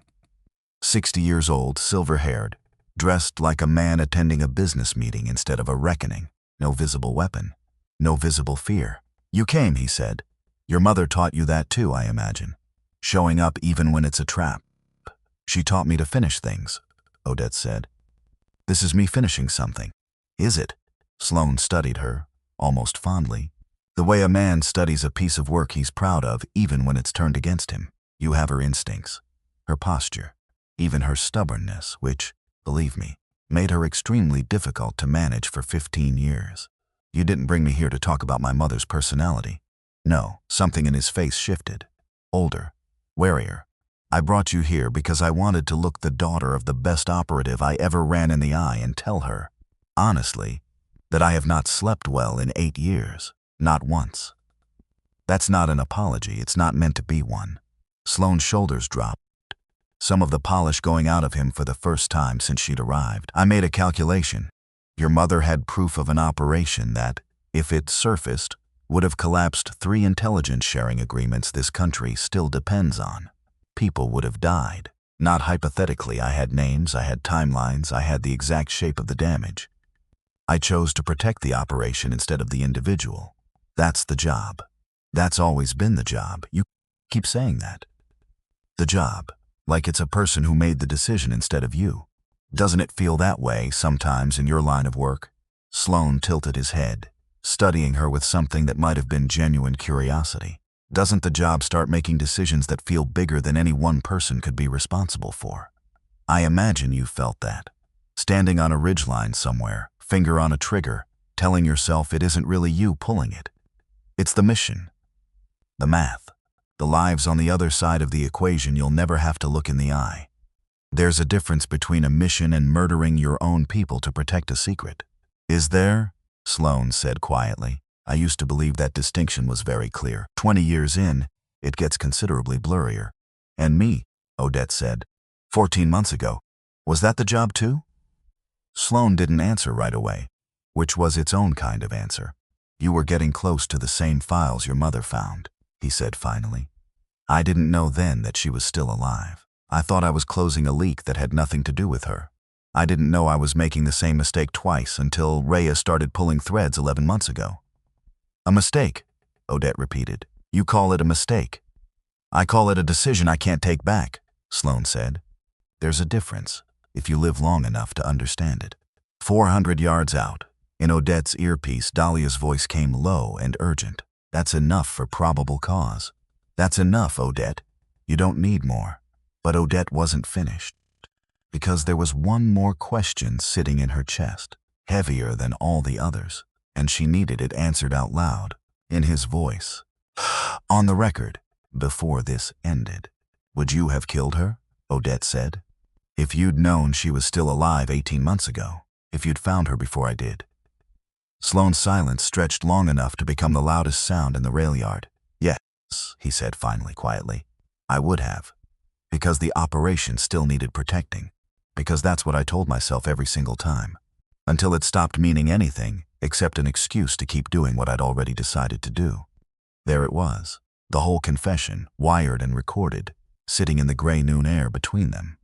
"You know what the difference is between you and my mother," Odette said. "She had the exact same information, the exact same impossible choice. And she chose to disappear rather than let anyone die for her secret. You chose to make other people disappear instead." Sloane's hand moved toward his coat, not fast, not threatening exactly. More like a man reaching for something he'd rehearsed. "I have a car waiting. I could still walk away from this, Sparrow. So could you. Come with me instead of burying yourself in a courtroom for the next 2 years. I could use someone with your instincts." "No," Odette said. Simple. Final. The way her mother had once said it to a version of the same offer. 30 years ago, in a different room, before choosing silence and disappearance instead of complicity. Sloane's face changed, the calm slipping from it, just for a moment. The first crack Odette had seen in him all day, resignation settling over what was left. "Then I suppose," he said, "we do this the hard way."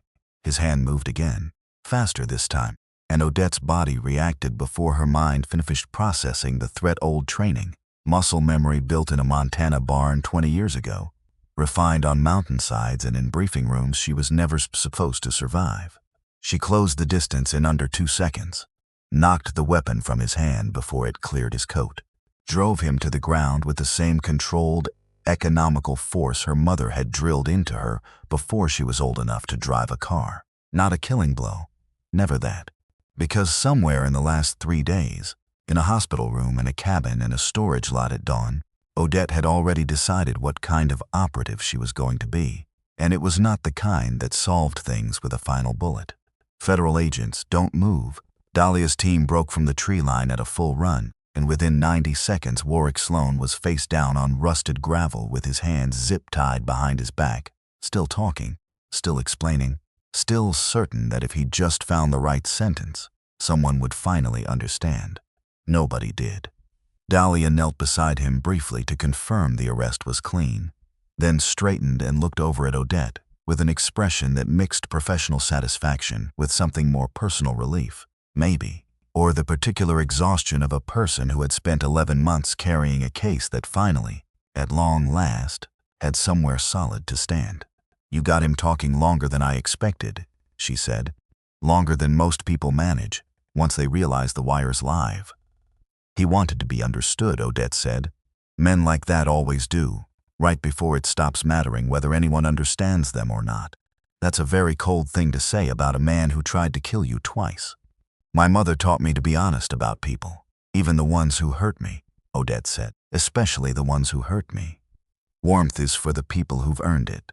Eleanor reached the center of the rail yard moments later, moving faster than a woman her age should have been able to move across loose gravel, and pulled her daughter into her arms the instant she was close enough, checking her over with quick, practiced hands even as she held her. "You're not hurt," Eleanor said, half question, half prayer. "I'm not hurt," Odette confirmed. "You did that entirely unarmed. Against a man who's killed people for less than what you just said to his face. I had the best training anyone's ever had," Odette said, and for the first time in 8 years, when she looked at her mother, the words came out warm instead of bitter. "You made sure of that a long time ago." Eleanor held her a moment longer than strictly necessary, long enough that Dahlia's team finished loading Sloan into the transport vehicle behind them without either woman fully registering it. When Eleanor finally pulled back, her hands were still trembling, though her voice had steadied. "I spent 8 years imagining every possible way I might lose you," she said. "None of the scenarios I built in my head ever ended with you standing over him instead of the other way around. I don't think I gave myself permission to imagine you winning. I think some part of me was always braced for the worst outcome, because bracing for it felt like the only control I had left." "You can stop bracing now," Odette said. "I'm not going anywhere, I know," Eleanor said. "I'm still going to need time to believe it in my body, not just my head. Old fear doesn't leave just because the danger did." "Take the time," Odette said. "We have it now. That's new for both of us." The court-martial took 4 months. Dahlia's evidence, the intercepted kill order, the requisition trail, Foster's sworn testimony, and the recorded confession from the rail yard was, in the words of the presiding officer, as complete a paper trail as this office has seen in a decade. Odette testified twice during those 4 months, once in a closed preliminary hearing, and once, 3 months later, in the proceeding itself, describing the mountain, the wound, the 14 months of believing herself the last of her family. She had expected the testimony to feel like reopening something. Instead, standing in a small, windowless federal courtroom reciting facts she'd once have died rather than speak aloud, she found it felt more like closing something, sealing the mountain shut behind her. At last, on her own terms rather than someone else's. Eleanor testified too, on a day Odette wasn't permitted to attend, and came home that evening quieter than usual, sitting for a long time on the edge of the guest bed before finally saying, "It's strange, saying my own name out loud in a room full of strangers, after 8 years of not being allowed to. I kept expecting someone to arrest me for using it." "How did it feel?" Odette asked. "Once you got past the strangeness?" "Like exhaling," Eleanor said, "after holding my breath for the better part of a decade." Foster's testimony proved the most consequential of all a career operative's account, delivered in careful, unflinching detail of the exact room, the exact words, the exact moment Warwick Sloan had chosen a cover-up over a court case. The defense tried predictably to paint him as a bitter old man settling scores. It didn't work. Foster's calm, unemotional recitation of dates and codes carried a weight that outlasted every objection the defense attorneys raised, precisely because he offered them nothing dramatic to attack. Just facts, delivered plainly, by a man who had clearly run out of patience for anything else. Sloan didn't get to disappear the way he'd once made other people disappear. He got a courtroom, a verdict, a sentence, the slow, unglamorous machinery of justice grinding forward exactly the way Eleanor had once tried to let it, all those years ago, before he'd taken that choice away from her.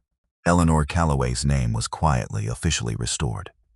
Not with fanfare, the work she'd done was still too classified for that, but with a closed file marked, finally, alive, and a pension that had been waiting 8 years for someone to claim it. She donated the first check, without telling anyone until months later, to a small non-profit that helped families of operatives navigate the particular grief of losing someone whose death could never be fully explained to them. Odette's death certificate was reversed with considerably less paperwork than anyone expected, mostly because, as Dahlia put it, there's a wonderful kind of federal efficiency that happens when the person you declare dead walks into the office and asks why. Dahlia herself was quietly commended for the work, though she told Odette over the phone, weeks later, that the commendation mattered far less to her than the fact that the file had closed the right way for once with a courtroom instead of a cover-up. 11 months chasing a paperwork anomaly, she said. I almost let it go twice. I'm glad I didn't. So am I, Odette said. You gave me my mother back by refusing to stop asking questions. I don't know how a person thanks someone for that. You don't, really, Dahlia said. You just keep asking your own questions. Next time something doesn't add up. That's the only thanks people like me ever want. In the months between the rail yard and the verdict, Odette found herself doing something she hadn't done in 8 years, building an ordinary life. Deliberately, in the open, under her own name. She rented a small house on the outskirts of Larkspur Hollow, close enough to Cal's clinic that he stopped by uninvited more often than either of them acknowledged out loud, close enough to Eleanor's rebuilt life that Sunday dinners became, almost accidentally, a fixed point on both their calendars. She took a job at the county's search and rescue unit, training volunteers in wilderness survival and mountain navigation, work that used everything her old life had taught her without asking her to carry a weapon into it. It surprised her how naturally the transition came, teaching a group of retirees and weekend hikers how to read terrain, how to stay calm when a plan fell apart, how stillness could save a life just as easily as speed. Her mother's old lessons, repurposed for a gentler world. One of her first trainees, a retired school teacher named Beverly who'd joined the unit after her own husband got lost on a day hike 2 winters earlier, told Odette during a break that she reminded her of someone out of an old adventure novel, steady, capable, carrying some private weight she never explained and never needed to. Odette had laughed at that, softly, and said only that she'd had a complicated few years. Beverly hadn't pushed. Most people in Larkspur Hollow had learned not to push, the way small towns eventually learn the shape of the things they're not owed an explanation for. It was, Odette thought, its own kind of grace, being allowed to become an ordinary person again, slowly, in a place that didn't need her whole history to accept her presence in it. You're good at this, Eleanor told her once, watching from the sidelines during a training exercise, arms crossed against the cold. Teaching, I mean. I never had the patience for it. Always found it easier to just do the thing myself. I learned patience the hard way, Odette said. 8 years of grieving someone who wasn't gone tends to teach a person that lesson eventually, whether they want it or not. Eleanor didn't have a response to that. She simply reached over and squeezed her daughter's shoulder, the kind of small, wordless gesture that had become, over the past several months, their particular language for the things too large to say out loud. There were harder days, 2 nights, when Odette woke certain she was back on the mountain, reaching instinctively for a weapon that wasn't there. Afternoons when the courtroom testimony replayed itself uninvited, sharp and vivid, in the middle of an otherwise ordinary errand. She didn't hide those days from her mother, not anymore. That, more than anything, felt like the truest measure of how far they'd come, the willingness to be seen struggling, instead of disappearing into silence the way both of them once had. You don't have to be fine, Eleanor told her, more than once, in those early months. You're allowed to still be healing. I am too. We don't owe anyone, including each other, a version of ourselves that's already finished growing. Odette found her mother sitting on the hospital's back steps, watching the mountains the way she used to watch them from a Montana porch a lifetime ago. The occasion was small and unofficial. Cal had suggested it almost sheepishly, over a phone call the week before, calling it an excuse for everyone to be in the same place without a subpoena forcing it. Nobody had argued. After 4 months of depositions and courtroom hallways and careful, lawyer-mediated conversations, the idea of simply standing together in a parking lot, with coffee instead of case files, felt like its own kind of luxury. Cal Ashby stood in the parking lot handing out coffee like a man who'd finally set something down after 20 years of carrying it. He'd taken the photograph out of his bottom desk drawer that week, for the first time in 6 years, and set it upright on his desk instead a small, private thing he mentioned to no one, though Odette noticed it the one time she stopped by his office, and said nothing, because some healing didn't need witnesses.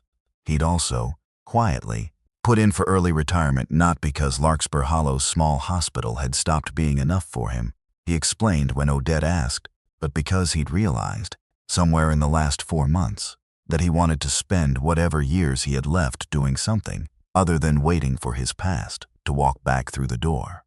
I did that job for 20 years, he said, waiting. I think I'd like to try something else for a while. Fishing, maybe. Something with fewer variables. You'll be terrible at retirement, Odette told him. You don't strike me as a man who tolerates fewer variables well. Probably not, Cal admitted, smiling for the first time all afternoon. But I've earned the right to find out badly, on my own schedule, without anyone's life depending on how well I manage it. Dahlia arrived last, straight from the federal building 2 hours away, still in her work blazer, looking like a woman who'd come directly from closing one case, only to already be thinking about the next. She handed Odette a slim envelope before anything else, the final, formal notification that both Calloway files, mother and daughter, were closed, restored, and permanently sealed against future tampering. I framed the confirmation letter for myself, Dahlia admitted, which is either deeply unprofessional or the only reward this job has ever actually given me. I haven't decided which. Both probably, Odette said. I think you're allowed both.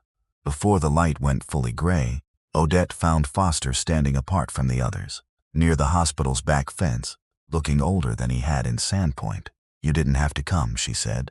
I did, actually. His voice was rough. I spent 14 months telling myself silence was the same as innocence. I'd like to spend whatever's left of my life proving I finally understand the difference. You already did, in that deposition. That was for the record. Foster met her eyes. This is for you. I'm sorry, Odette. Not sorry the way a man says it to close a conversation. Sorry the way a man says it when he means to earn it back slowly, for as long as it takes. Odette studied him for a long moment, the same way she'd studied him on his porch. The same way her mother had taught her to study anyone claiming honesty. Then she nodded. Once. Slowly then, she said. That works. It wasn't forgiveness. Not yet. But it was a door left open instead of closed. And for a man who'd spent 14 months certain every door in his life had shut for good, it was enough. Foster's shoulders eased, just slightly. The way a man's shoulders ease when a weight he'd expected to carry forever turns out to be negotiable after all. Your mother said something similar to me last week, he said, almost word for word. I'm starting to think stubbornness really does run in that family. It's not stubbornness, Odette said. It's just refusing to let a good thing die twice. They stood together a while longer, watching the last of the daylight fade behind the ridgeline, neither of them in any hurry to end the conversation. Foster, for the first time since she'd known him, looked less like a man carrying an unpayable debt, and more like a man who had simply started, however slowly, to pay it down. Your mother tells me you're teaching search and rescue now, he said. Good work. Better than the work I taught her to do, I think, if I'm honest about it. Nobody comes home from your training missing a piece of themselves they can't get back. I like to think so, Odette said. It's strange. Teaching people to survive things without ever having to explain why I know so much about surviving them. That's the mercy of ordinary life, Foster said. Nobody asks where the skill came from. They're just grateful you have it. Odette found her mother sitting on the hospital's back steps, watching the mountains the way she used to watch them from a Montana porch a lifetime ago. I keep thinking about the argument, Odette said, sitting down beside her. The kitchen. The things I said. I keep thinking about it, too, Eleanor said. Every day for 8 years. I meant them at the time. I know. I don't mean them anymore. Eleanor turned, and for the first time since the storage lot, Odette watched her mother's composure finally break all the way open, not from fear, not from danger, but from something gentler and harder to survive. I used to tell myself, Eleanor said, voice thick, that if I ever got to see you again, I'd have the perfect thing to say, something that would make 8 years make sense. I don't have it. I just have this. I'm sorry. I would make the same choice again because it kept you alive, and I would give anything to have found a way that didn't cost us both so much. You don't have to apologize for keeping me alive. I do, Eleanor said, because you spent 8 years grieving a woman who was never gone. That's not nothing, Odette. That's not a small thing I get to wave away with good intentions. Odette reached over and took her mother's hand, the same hand that had once steadied a rifle against her small shoulders in a Montana barn, the same hand that had let go of her at 19 years old to keep her alive. Then let's not spend the years we have left doing math on what we lost, Odette said. Let's just be here, both of us, alive, in the same place for once on purpose. Eleanor laughed, wet and surprised, the sound of grief finally making room for something else. Your father would have liked you. He always said the Calloway women didn't do sentiment, just showed up instead. Is that what this is? Showing up? Sweetheart, Eleanor said, squeezing her daughter's hand. This is the only thing that ever mattered. They sat quietly for a while after that, until Eleanor spoke again, her voice lighter now, testing the shape of an ordinary conversation, the way a person tests weight on a leg that's only recently healed. I've been thinking about the cabin, the one outside Sandpoint. Foster's offered to sign it over if I want it. Says he's tired of the isolation, wants to move closer to what's left of his family, such as it is. Are you going to take it? I think so, Eleanor said. I've spent 8 years living out of motels and false names. I find I'd like somewhere with an actual mailbox. Somewhere you could visit if you wanted to. Somewhere with a spare room already built for exactly that. Odette felt something in her chest loosen at the offer, not because she needed the invitation, exactly, but because of what it represented, her mother imagining a future with room in it for her, out loud, without flinching. I'd like that, she said. Though I should warn you, I don't know how to be someone's daughter in the ordinary sense. I've never had the practice. Neither have I, Eleanor said. Being someone's mother in the ordinary sense, I mean. We'll have to learn it together, slowly. Badly probably at first. That sounds like most things worth doing. It does, Eleanor agreed, and reached over to tuck a strand of hair behind her daughter's ear. An old, small gesture from a childhood Odette had almost forgotten until the memory of it arrived all at once, whole and warm and entirely unexpected. I miss doing that. Small things like that. You'd be amazed what a person misses most once it's gone. Not the big moments. The small ordinary ones you never think to hold on to until they're not there anymore. Then let's hold on to the small ones from now on, Odette said. We've had enough of the big ones to last a lifetime.